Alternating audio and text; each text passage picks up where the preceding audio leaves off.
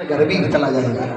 तो रावण ने ये कहा कि लक्ष्मण समुद्र का पानी हम मीठा नहीं कर पाए। मैंने ये भी सोचा था कि बाप के सामने बेटे की मृत्यु नहीं होगी, ऐसा नियम बनाऊंगा, लेकिन आज कल करते करते वो नियम भी लागू नहीं कर पाया।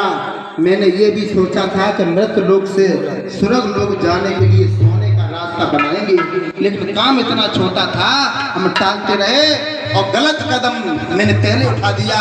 जो सीता जी का हरण किया उसका नतीजा ये हुआ कि मेरा मरण हुआ है। लक्ष्मण, यही तुमसे कहना है कि जो भी करो उसे जल्दी कर डालो, शुभ काम को जल्दी करो, अशुभ को टालो, शुभ काम को कभी नहीं टालना चाहिए। ये बात स्टूडेंट पर भी लागू होती है। जब मार्च अप्रैल का महीना आता है तो मॉडल लेके पढ़ते हैं विद्यालय के बाहर। अब बहुत बड़े विद्वान बन रहे हैं, जुलाई अगस्त सितंबर अक्टूबर नवंबर दिसंबर जनवरी सब निकाल दी, कभी मॉडल नहीं देखा और पेपर देने से पहले विद्वान बन गया। देखिए F बराबर है में क्या होगा, कुछ नहीं होगा पहले से। वही बात रावण ने बताई है। तो भक्तों, घमंड नहीं करना चाहिए। श्री राम को भगवान श्री हरि को कैसा श्राप लगाता माताओं, बड़ा सुनने की कथा है। देवर्षि नारद को भी घमंड हो गया। बताइए हमारी और आपकी औकात गया।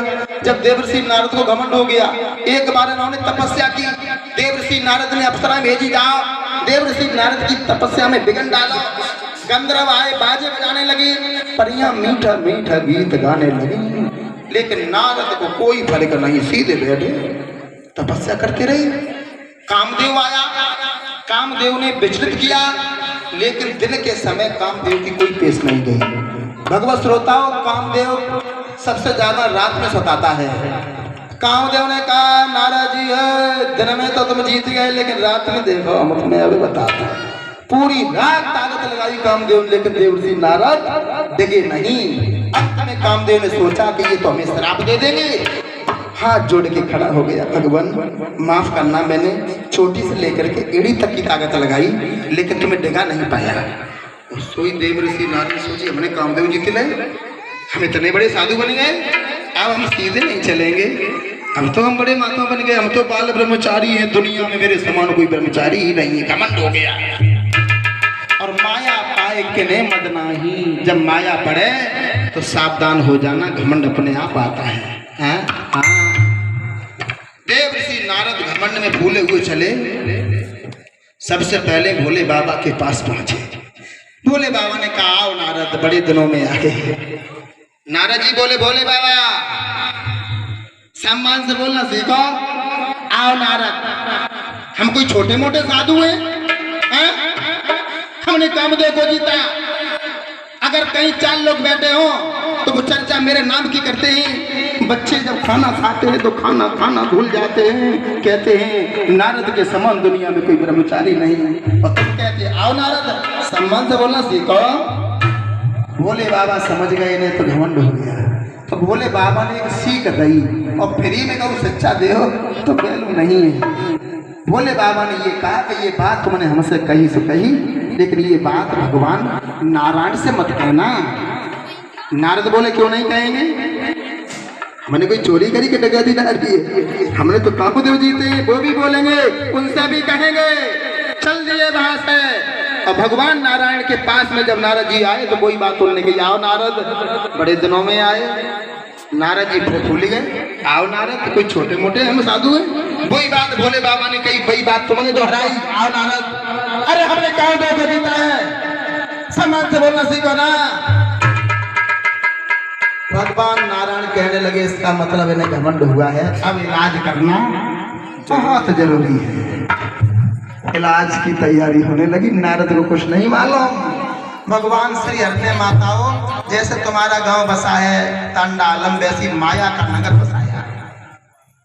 और माया के नगर में शीलनिध नाम के राजा प्रकट किए।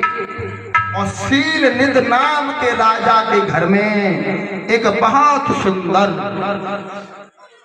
और ब्यूटीफुल, बहुत सुंदर एक कन्या को भेजा, जिसका नाम पड़ा विश्व मोहिनी। विश्व मोहिनी मतलब पूरे विश्व को मोहित करने की क्षमता रखने वाली। और जब विश्व मोहिनी धीरे धीरे सियानी भई जब यौवन अवस्था को प्राप्त हो गई है भक्तजनों, तो शिव ने सोचा कि सुंदर लड़की के लिए सुंदर लड़का होना बहुत जरूरी है। ये भी बात सही है। देखिए YouTube पे देखने में लगेगा।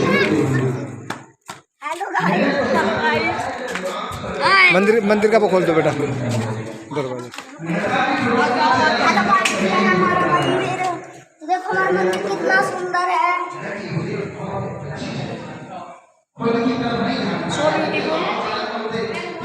ये भी दिखा दो।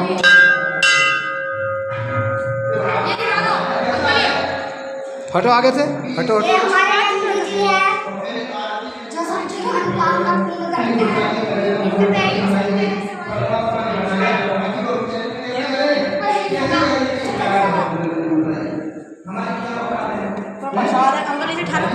हाँ पीछे अरे पीछे हो जा पहले तो वीडियो खराब वीडियो